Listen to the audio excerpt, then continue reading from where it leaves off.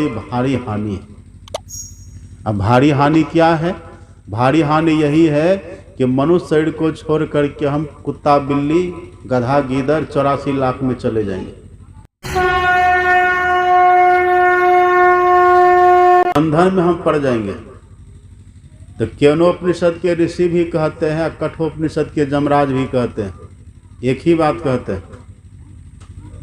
इसीलिए छठ पर्व के अवसर पर यह सत्संग का उद्देश्य यही है। छठ पर्व हमने मना लिया, हमने बच्चों की रक्षा कर ली। बाल्यावस्था में कोई बच्चे नहीं मरेंगे, ठीक है, लेकिन उसके बाद करना क्या है?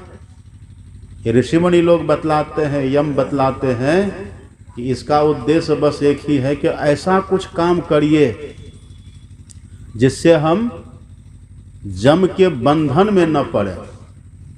मरना तो है ही है। कबीर साहब कहते हैं, आए हैं सो जाएंगे, राजा रंक फकीर। जाना तो सबको है। आए हैं सो जाएंगे, राजा रंक फकीर। एक सिंहासन चढ़ी चले, एक बंधे जात जंजीर। जाना तो सबको है, लेकिन एक वो होते हैं जो जम के बंधन में पड़ करके जाते हैं, एक वो होते हैं, और एक वो होते हैं जो सिंहासन पर बैठ करके जाते हैं। ये बात अगर मेरी होती तो कोई विश्वास करते? ये बात उनकी है जिन्होंने देखा है। संत महापुरुष जब भी कुछ बोलते हैं ना, तो बस वो पढ़ी लिखी केवल बात नहीं बोलते हैं। संत महापुरुष जो भी कुछ बोलते हैं तो देख करके अनुभव की बात कहते हैं। वही कबीर साहब कहते हैं कि मैं देखी हुई बात कहता हूं। दो तरह से व्यक्ति यहां से जाते हैं। इस मानव तन में रह करके जो ब्रह्म को जानने की कोशिश करते हैं, ईश्वर को जानने की कोशिश करते हैं, यदि जान गए तब तो वो मुक्त हो जाते हैं, परम मोक्ष को प्राप्त कर लेते हैं। तब उनको कहीं आना जाना नहीं होता, बस उनका केवल शरीर छूट जाता है, वो सर्वव्यापक ईश्वर में मिलकर के सर्वव्यापक हो जाते हैं। एक तो वो है। और हमने ईश्वर को स्वरूपतः नहीं जाना, ईश्वर को हमने प्रत्यक्ष में नहीं पाया।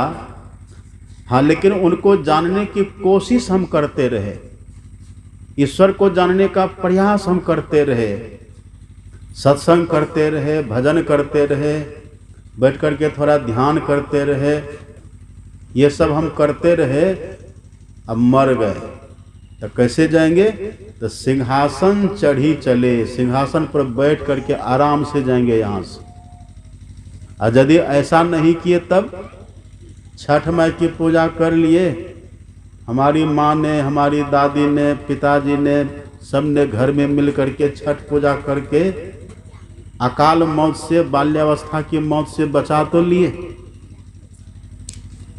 बचपन में हम नहीं मरे, बच तो गए, लेकिन बड़े हो करके दुनिया का सब काम हम किए, पढ़ भी लिए, लिख भी लिए, पढ़ लिख करके नौकरी चाकरी भी कर लिए, पढ़ लिख करके हम खेती गृहस्थी भी कर लिए, पढ़ करके हम धन भी कमा लिए, पढ़ करके हम मकान भी बना लिए, पढ़ करके हम बड़े बड़े पद पर चले गए, डॉक्टर बने, इंजीनियर बने, प्रोफेसर बने, वकील बने, बड़े बड़े नेता बन गए, मंत्री बन गए, सब कुछ तो हम बने। लेकिन यदि सब कुछ बनने के साथ साथ हमने ब्रह्म को जानने की कोशिश नहीं की, भगवान को जानने की हमने कोशिश नहीं की, तब छठ पर्व मनाना व्यर्थ हो गया, बेकार हो गया। तब तो अच्छा था कि भले वहीं से मर जाते तो आराम से कहीं रहते, उधर 84 लाख में पड़े रहते। बच तो हम गए, लेकिन बच करके देख कितना तो चोर उचक्का बन जाता है, बच करके कितना डाकू बन जाता है, कितना आतंकवादी बन जाता, बनता है कि नहीं? क्या क्या लोग कुकर्मी बन जाते हैं, समाज को द्वलित कर देते हैं, परिवार को परेशान कर देते हैं, पूरे देश में आतंक मचा देते हैं। क्या फायदा? उसको तो मर जाने में फायदा था। उसको तो अच्छा था कि बचपन में मर जाता। जो समाज को दुखी करे, परिवार को दुखी करे, जो माँ का अपमान करे, जो माँ को दुखी करे, जो पिताजी को दुखी करे, ऐसे ऐसे लोग हमने देखा है जो अपने माता पिता को प्रताड़ित करता है। बचपन में था तो माँ ने छठ पूजा करके उसको बचा लिया, उसके लिए छठी मैया की पूजा करी है माँ ने, करती है कि नहीं? पिताजी ने कितनी कितनी मेहनत करी है उसके लिए। और वही बेटा जब बड़ा होता है तब देखिए पिताजी को कैसे परेशान करता है, माँ को कितना प्रताड़ित करता है, घर में कितना उद्यम मचाता है, सबको परेशान करके रखता है, समाज में सबको दुखी करके रखता है। ऐसे व्यक्ति को बचाने से क्या लाभ हुआ? घमंड करते हैं कि हम ऐसे हैं, हम बलवान हैं, हम विद्वान, हम बुद्धिमान हैं, घमंड करते, अहंकार में भरे रहते हैं। ये सब होने से क्या फायदा हुआ? कबीर साहब कहते हैं, आप पढ़ेंगे, या काया का गर्व न कीजिए, इसका घमंड नहीं करिए। शरीर का घमंड नहीं करना चाहिए। अभी देखे जुलूस, देखे ना, सो जो जुलूस निकला अभी, हम कह रहे थे, मेरे साथ वाले से कह रहे थे, देख लीजिए ना अभी जुलूस निकल रहा है ना, और कितना सब मोटरसाइकिल ले लेके भाग रहे आगे आगे, और सत्संग में कोई नहीं बैठेगा। सही में वही हो गए, सब जुलूस निकाल लिए, मोटरसाइकिल में बैठ के घूम लिए, हमको भी घुमा दिए, यहाँ पहुंचा के सब भाग गए। उसको कितना मेहनत से माता पिता ने पाल पोस करके बड़ा किया है। पढ़ना लिखना तो अच्छी बात है ही है, नौकरी चाकरी करना अच्छी बात है ही है, धन कमाना मकान बनाना अच्छी बात तो है ही है, लेकिन इसके साथ साथ देखिए जमराज का वचन है ये चेद सकद बौद्धुम प्राक शरीरस्य विसृसा, ये जमराज बोल रहा है। जमराज कहते यदि मरने के पहले ब्रह्म को नहीं जान लिए, ईश्वर के विषय में नहीं जाने, ईश्वर को नहीं जाने, तो बहुत बड़ी भारी होगी, हानि होगी और दुख में पड़ जाइएगा। ये चेतावनी दे रहे हैं। अब ब्रह्म को कहाँ जानिएगा? स्कूल कॉलेज में ब्रह्म को जाना जाता है, वहाँ तो आपके कोर्स की पढ़ाई होती है। कोई नेता जानेंगे आपको? नेता तो देश की व्यवस्था के लिए भाषण देंगे। कोई मुखिया जी जानेंगे आपको? कौन जानेगा आखिर ब्रह्म के लिए, ईश्वर के लिए? एकमात्र स्थान है ईश्वर को जनाने के लिए, यही सत्संग स्थल। इसी जगह पर यह काम होता है। इसी जगह से बैर विरोध करिए, इसी जगह से दूर भागिए। यमराज की बात को भी याद रखिएगा, उनकी बात को भूलिए मत। अभी यहाँ कितने लोग बैठे हुए हैं, और यदि किसी के लिए पुलिस का वारंट आ जाए तो आराम से बैठिएगा। सब चौकस हो जाएंगे, सब अलर्ट हो जाएंगे, इससे कैसे बचना है। अब पुलिस तो ज़्यादा कष्ट देती भी नहीं है, जमराज के मार के सामने किसी की मार बराबरी नहीं करती। जमराज तो इतनी मारता है कि मार मार करके वो लेकर के ही चला जाता है, और सदा के लिए लेकर के चला जाता है। उससे बचने के लिए बस एकमात्र उपाय है। क्या है उपाय? आप पढ़ करके देखिए, संत शरण जो परा ताही का लगा ठिकाना, और कहो नहीं ठौर सकल बैराट चबाना। जो संत और सत्संग के शरण में रहते हैं वो जम की मार से बचते। जाते तो हैं संसार से, पर सिंहासन पर बैठ करके जाते हैं, वो आराम से जाते हैं यहाँ से। एकमात्र यही स्थान है। यदि यहाँ आकर के हम नहीं बैठे, यहाँ आकर के हमने ब्रह्म बोध प्राप्त नहीं किया, ईश्वर का ज्ञान हमने नहीं समझा, नहीं सीखा, तो याद रखिए यमराज चेतावनी देते हैं, ततः सर्गेषु लोकेषु शरीरत्वाय कल्पते।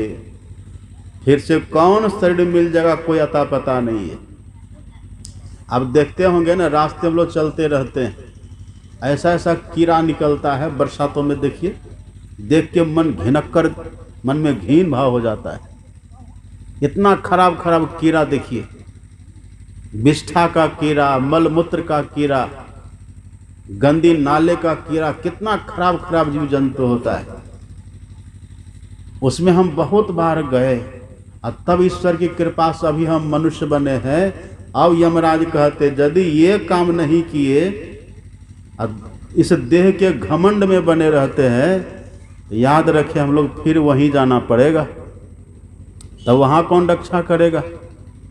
अभी तो भूख लगती है तुरंत अनुकूल भोजन कर लेते हैं, ठंडी लगती है तो हम कंबल रजाई ओढ़ लेते हैं, अग्नि जला के ताप लेते हैं, हीटर चला लेते हैं, और गर्मी लगती है तो हम कूलर की व्यवस्था, पंखा की व्यवस्था कर लेते हैं, उस माहौल में रह लेते हैं।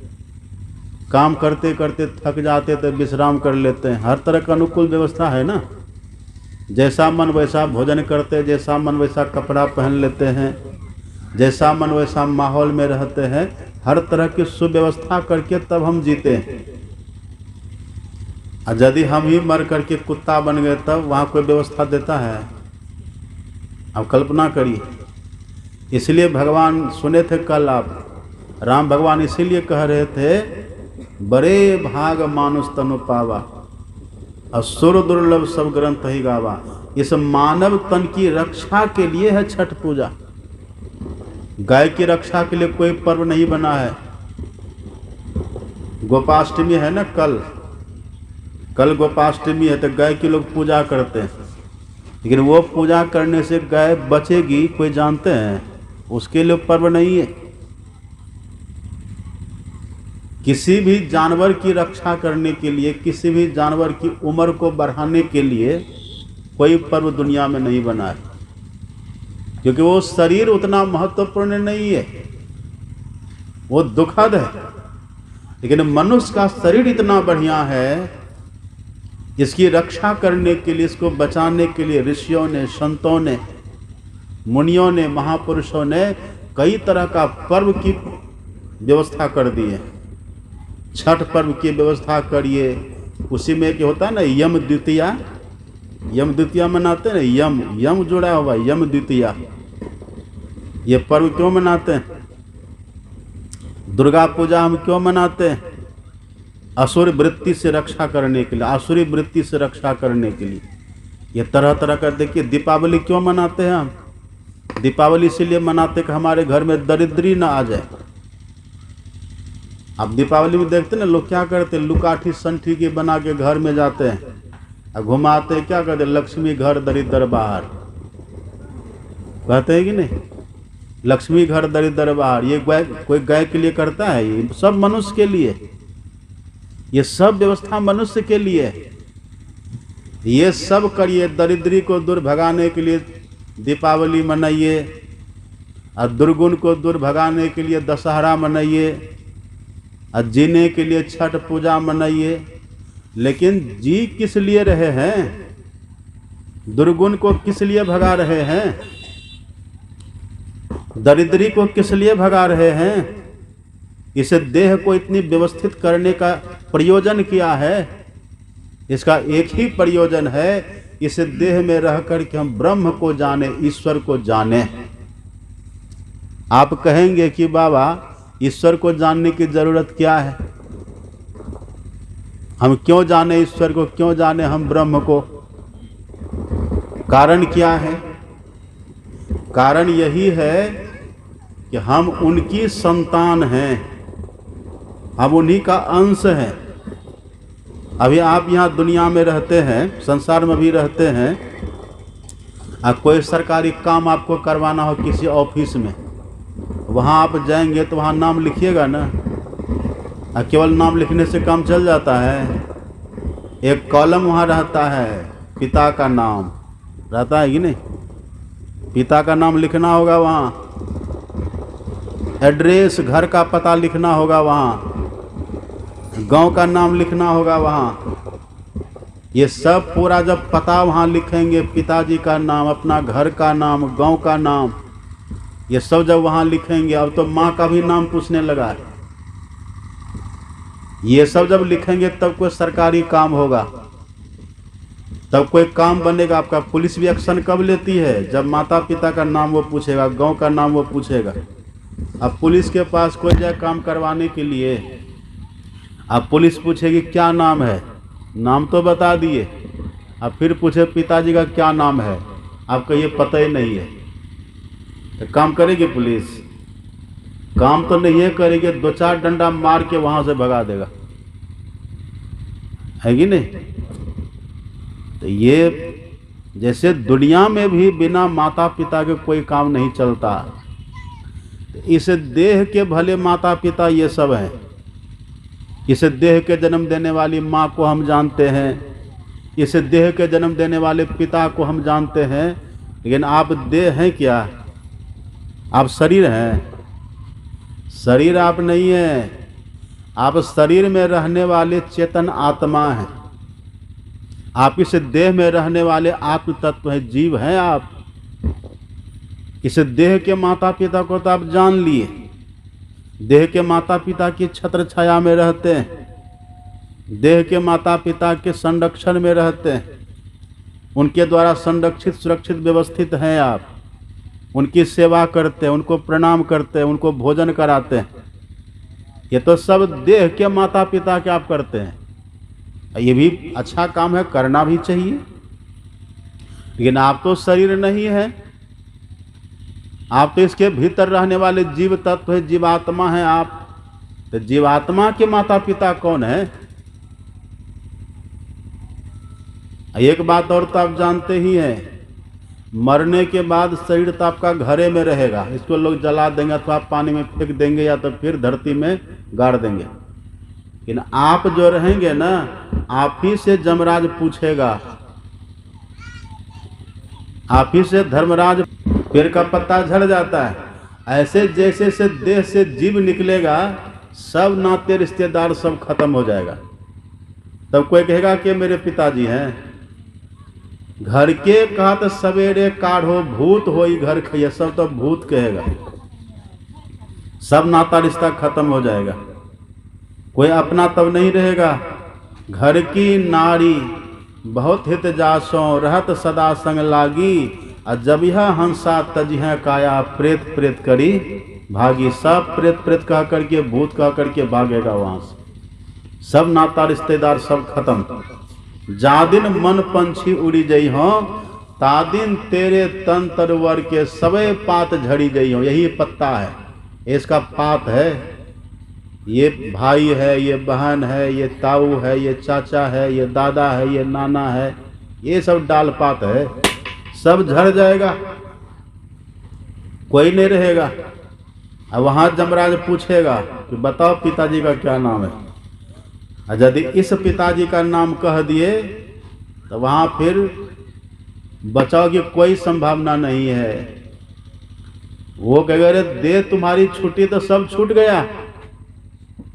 जिन पुत्रन को बहुविधि पालियो, देवी देव मनई हो, तेहिले बांस दियो खोपड़ी में, शीश फाड़ी बिखड़ई हो। वो तो चला गया, अब उसका नाम लेने से क्या होगा? वहां यदि आप हिम्मत से कह दीजिए कि ईश्वर हमारे पिता हैं, ईश्वर हमारी माँ है, त्वमेव माता च पिता त्वमेव, त्वमेव बंधुश्च सखा त्वमेव, त्वमेव विद्या द्रविणम त्वमेव, त्वमेव सर्वम मम देव देव। यदि वहां ऐसा कह दीजिएगा ना तो रक्षा हो जाएगी। और आप पढ़िएगा भागवत में, परीक्षित जी ने सुखदेव जी से प्रश्न किया है कि गुरुदेव कृपा करके बतलाइए, अथ पृच्छामि संसिद्धिम योगिनाम परमम गुरुम, पुरुषस्य है यत् कार्य म्रियमानस्य सर्वथा। हे गुरुदेव कृपा करके आप ये बतलाइए कि व्यक्ति को क्या करना चाहिए, ऐसा क्या कर्म करना चाहिए जो मृत्यु के सैया पर पड़ा हुआ है। हम सब मृत्यु के सैया पर ही पड़े हुए हैं, कौन कम मरेंगे किसी को पता है? झूठे सुख को सुख कहे मानत है मनमोद, और जगत चबेना काल का कुछ मुख में कुछ गोद। हम मृत्यु की गोद में बैठे हुए, मृत्यु सैया पर हम पड़े हुए। कबीरा गर्व न कीजिए काल गहे कर केस, न जाने कित मारी है क्या घर क्या परदेश। कहाँ मार देगा कोई आता पता नहीं है। वही परीक्षित जी ने प्रश्न पूछा है, म्रियमानस से सर्वथा, जो मृत्यु के सैया पर पड़ा हुआ व्यक्ति है, हे गुरुदेव उसको क्या करना चाहिए बताइए। तब सुखदेव जी ने उत्तर दिया, आप पढ़ेंगे, लिखा भागवत का 2 स्कंद पढ़िए, 2 स्कंद का 1 अध्याय पढ़िए, अब लिखा हुआ है, तस्मात् भारत सर्वात्मा भगवान ईश्वरो हरि कृतितव्य श्रोतव्य कृतितव्यश्च स्मर्तव्यश्च क्षता भयम् एतावान सांख्य योगाभ्याम स्वधर्म परिनिष्ठया जन्म लाभ परः पुंसावन अंत्य नारायण स्मृति। ये सुखदेव जी का उत्तर है। हे राजन, बस यही करना चाहिए मृत्यु के बाद कि व्यक्ति को भगवान की याद आ जाए, क्योंकि वहां पर वही पूछेगा मालिक तो क्या तो बता, वहां पर वही पूछेगा। और सुखदेव जी कहते कि बस अंतिम में भगवान की याद आ जाए, भगवान की स्मृति हो जाए, भगवान की याद आवे, ईश्वर की याद आवे। हम ईश्वर की संतान हैं, हम ईश्वर के अंश हैं, ईश्वर हमारा सर्वस्व है। यदि ये वहां पर याद आ गया तब जमराज कुछ नहीं कहेगा। यदि वहां पर कह दीजिए कब यही हमारा घर था, चौराहा हमारा घर था, तो बड़ी मार लगेगी। ये सब तो पहले छूट जाएगा। ज़्यादा चिंता मत करिए। हमको भी पहले भ्रम था मन में, हमको पहले मन में भ्रम था कि कव्याही के लोग हमको बहुत मानता है, लेकिन इस बार सब भ्रम मेरा टूट गया।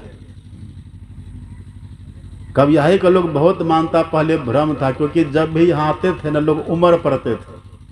अब की जो हम आए तो देखे 4-5 बूढ़े बाबा सब वहाँ, एक हमारे जोगिंदर बाबू, सब कोई हुलकने के लिए नहीं आया कि बाबा मरा कि बचा, दिन भर रात भर यहाँ कैसे है, खाया पिया कि नहीं, कोई पूछने वाला नहीं। अब पहले जब आते थे इतनी भीड़ उमड़ती थी, एकदम लोग टूट पड़ते थे। हमको भी बड़ा घमंड हो गया था कि कब यही के लोग हमको बहुत मानता है। इस बार सब घमंड टूट गया। हमारा घमंड आज टूटा है और एक दिन आपका भी घमंड टूट जाएगा। आप ये मत सोचिए कि बहुत आपको मानने वाला कोई है। यहाँ कोई मानने वाला किसी को नहीं है।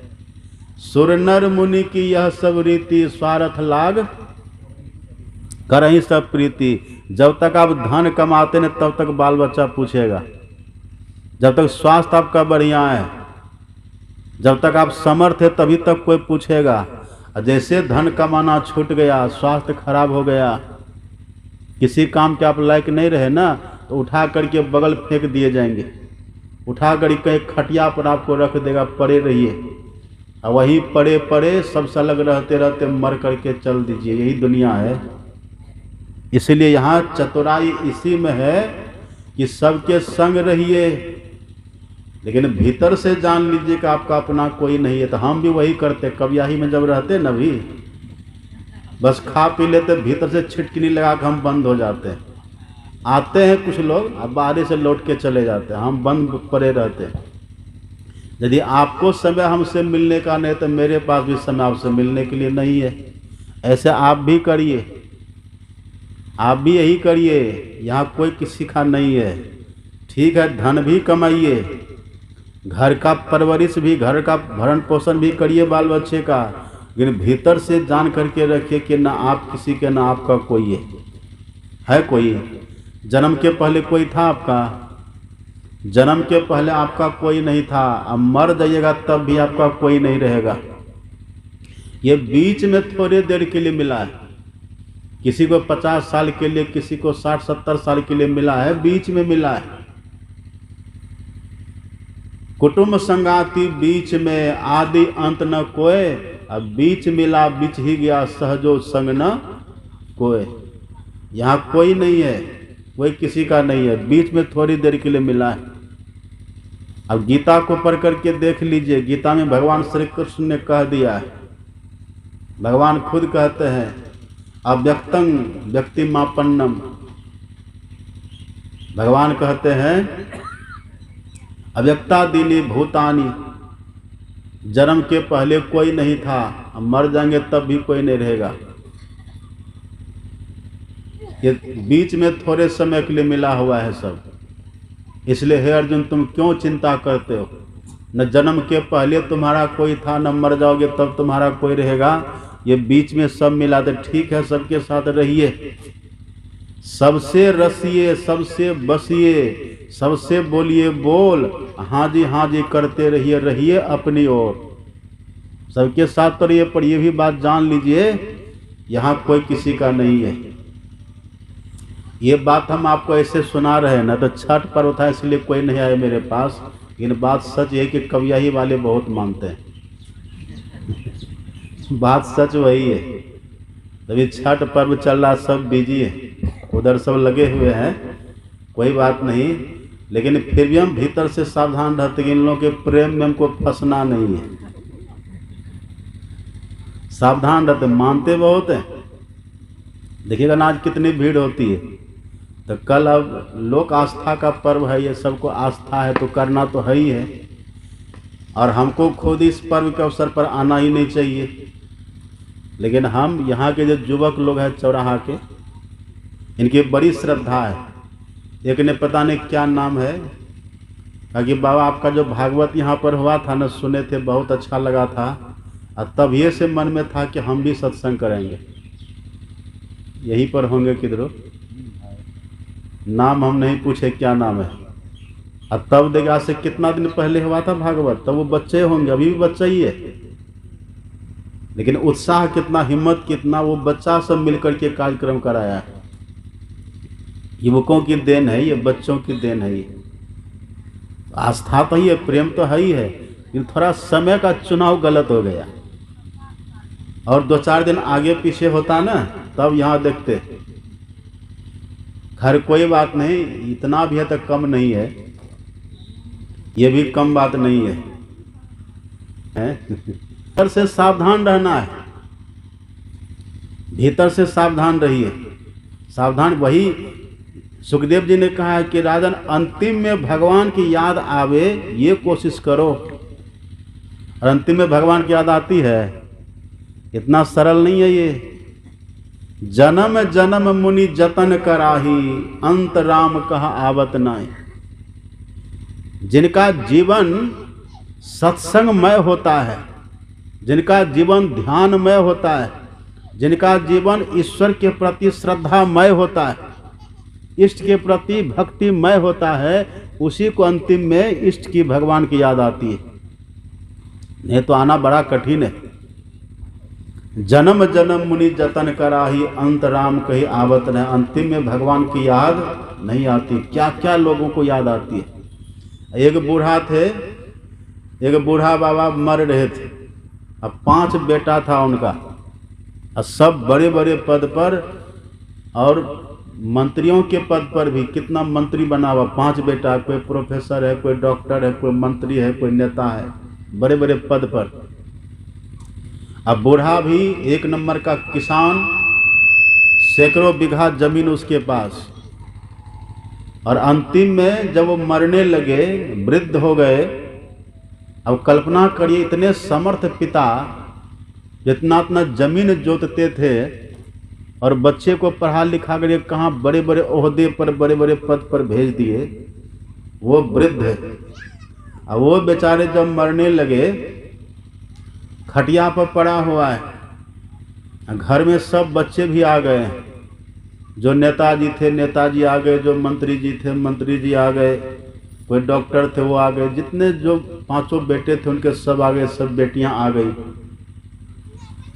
अब वो बूढ़ा घर को पाल पोस करके, घर की रक्षा करके सबको बड़ा किया था। घर की रक्षा व्यवस्था, खेत खलिहान की रक्षा व्यवस्था, बच्चों की रक्षा व्यवस्था, बच्चों को देखना सुनना, ये सब करके पूरा घर को उसने समृद्ध बना लिया था। अब मृत्यु का क्षण तो सबका आता है जीवन में। वो वृद्ध जब मरने लगे, खटिया पर पड़ा हुआ है, और सामने एक दीवार थी, उधर वो बारंबार इशारा करे, इसे हाथ दिखावे, और उधर ही गाय भी बंधी हुई थी। उधर जो दीवार की तरफ इशारा करे ना बार बार, उनके बच्चों के मन में हुआ कि लगता है पिताजी उधर कुछ धन गाड़ करके रखे। ये बच्चे के मन में हुआ, लगता है उधर कुछ ये धन तन कहीं घरा उरा में असरफी सोना चांदी गाड़ करके रखे होंगे, इसलिए पिताजी उधर बारंबार इशारा कर रहे हैं। डॉक्टर को बुलाया, डॉक्टर को बुला के कहते, डॉक्टर साहब देखिए मेरे पिताजी हैं, अब ये अंतिम सांस ले रहे हैं, अंतिम क्षण इनका बीत रहा है, लेकिन मेरे पिताजी बड़े पुरुषार्थी थे, ये बड़े परिश्रमी थे और बड़े संयमी थे, धन को बड़ा जोगा करके रखते थे, और इन्हीं की कृपा से देखिए हम लोग कितने बड़े बड़े पद पर चले गए, कितना सुंदर देखिए हमारा महल बना हुआ है। अब पिताजी देखिए उधर बारंबार इशारा कर रहे, इसका मतलब लगता है कि पिताजी कहीं पर कुछ गाड़ करके असरफी उसरफी रखे होंगे। तो आप एक काम करिए, पिताजी थोड़ा बोल सके बढ़िया से, कुछ ऐसी दवा है तो इनको दीजिए। तो मृत्यु का इलाज, मृत्यु की दवाई होती है। डॉक्टरों ने कहा कि देखो ये बचेगा तो नहीं, इनका अंतिम क्षण चल रहा है, हाँ लेकिन ये दो चार शब्द बोल सकता है, कहा बुलवा दीजिए। पर वो दवाई बहुत महंगी, इंजेक्शन इनको पड़ेगा और हजारों रुपए की एक इंजेक्शन आएगी। यदि एक दो इंजेक्शन इसको लग जाए तो इतनी ताकत इसके देह में आएगी कि ये बोल सकता है, दो चार शब्द बोल सकता है। हाँ ठीक है तो लगा दीजिए। अब कीमती इंजेक्शन हजारों रुपये का, आपने सुना ना 80-80 हज़ार का इंजेक्शन होता, मैंने सुना है, ऐसे ऐसे इंजेक्शन होते। कहा तो ठीक है, तो जब पिताजी है यदि इंजेक्शन लगाने से बोलेंगे तो 80,000 न जाएगा, आपके उधर घड़ा मिल गया तब कितना लाभ हो जाएगा। तो घड़ा के लोभ में पड़ करके एक दो इंजेक्शन इसको लगा दीजिए। अब वही कीमती इंजेक्शन लाया और जैसे बूढ़ा बाबा को लगा तो भीतर से एनर्जी, भीतर से एक उमंग उत्साह होता है ना, दवाइयों में ऐसा गुण होता है, ताकत आई, मुंह में बोलने की शक्ति, क्षणिक थोड़ी देर के लिए ऐसा होता है। तो जैसे बूढ़ा को इंजेक्शन लगा दो चार, और सब पांचों लड़का उनका बैठा है बगल में, बेटियां बैठी है कि पिताजी पता नहीं किस घड़ा का नाम कहेंगे, कितना धन का नाम, कितना धन का पता बताएंगे। और जैसे इंजेक्शन लगा, बूढ़ा को बोलने की शक्ति आई, सभी बच्चों ने पूछा पिताजी क्या कह रहे थे, किधर घड़ा गड़ा हुआ है। कहा मूर्ख तुमको घड़ा का पड़ा है, देखता नहीं बच्चा झाड़ू चबा रहा है, वो गाय का बच्चा झाड़ू चबा रहा है, तुमको नहीं दिख रहा है। सभी बच्चों ने सर पीटा है, भगवान ने तो झाड़ू के लिए इशारा कर रहा था, और उसको बलवाने के लिए कितना रुपया का इंजेक्शन उसको लगा दिया, इशारा कर रहा था झाड़ू के लिए। ऐसा क्यों होता है? वृद्धावस्था में आसक्ति बहुत बढ़ जाती है, सुई से भी आसक्ति हो जाएगी, बहुत आसक्ति होती है, आसक्ति बढ़ती चली जाती है, यही होता है। अब वो बूढ़ा बेचारा उतना इंजेक्शन लगा, झाड़ू के लिए बोला, तो कोई उसको मानेगा? सब माथा पिट लिया है, ये क्या हो गया। अंगं गलितम पलितम मुंडंग दसन विहीनंग जातन तुंडन कर्धित कंपित शोभित दंडंग तदपि न मुंचति आशा भांडंग। और आशा बढ़ती चली जाती है, आंख में देखने की शक्ति नहीं होगी, पैर में चलने की शक्ति नहीं होगी, मुंह में बोलने की शक्ति नहीं रहती है, लेकिन आसक्ति भीतर से और बढ़ती जाती है, वही दुखदायिनी होती है। इसीलिए यहाँ पर सुखदेव जी कहते परीक्षित से कि राजन, अंतिम में आसक्ति भगवान से हो जाए, इतना काम करना। दुनिया के पदार्थों से आसक्ति न हो, व्यक्ति वस्तु से आसक्ति न हो, ये समझ लेना कि भगवान का दिया हुआ है ये भगवान जाने, हमको तो भगवान चाहिए, ऐसा भाव रहना चाहिए। और अंतिम में किसी तरह से अंत्य नरन स्मृति ही, उसके लिए चाहे जो कुछ करना पड़े, अंतिम में भगवान की याद आवे, बस ये प्रयत्न कर लेना, इससे कल्याण है। वही यमराज भी कहते हैं, इह चेद सकद बोधम प्राक शरीर से विश्रसः ततः सर्गेषु लोकेषु शरीरत्वाय कल्पते। यमराज कहते हैं इस देह के छोड़ने के पहले ब्रह्म का चिंतन, ब्रह्म का ज्ञान, ब्रह्म का बोध अगर ये है तब तो ठीक है, और नहीं तो कहते हैं बहुत खतरनाक बंधन पड़ने वाला है। एक ब्राह्मण देवता थे, तो ब्राह्मण देवता को घर में बड़ा परेशानी, कभी पुत्र के चलते परेशान, कभी पुत्री के चलते परेशान, कभी धन के अभाव की परेशानी, कभी कुछ तो कभी कुछ होते रहता था। उस ब्राह्मण के मन में होता करे ये जीना बेकार है, चलो इससे अच्छा है कि हम मर ही जाते हैं। हाथ में फंसरी लिए चले गए जंगल फांसी लगा करके मरने के लिए। जंगल जैसे गए तो देवताओं के राजा इंद्र ने सोचा ये कैसा व्यक्ति है, ये कितना सुंदर इसको शरीर मिला हुआ है, ये ब्राह्मण है और कितना सुंदर है, स्वस्थ सबल शरीर इसका है, ये आत्महत्या कर रहा है। इंद्र ने सोचा इसको कुछ ज्ञान देना चाहिए, इसको कुछ बोध देना चाहिए। इंद्र वहाँ एक गीदड़ के रूप में प्रकट होता है। गीदड़, सियार जिसको आप बोलते हैं, गीदड़ के रूप में इंद्र प्रकट हो गए।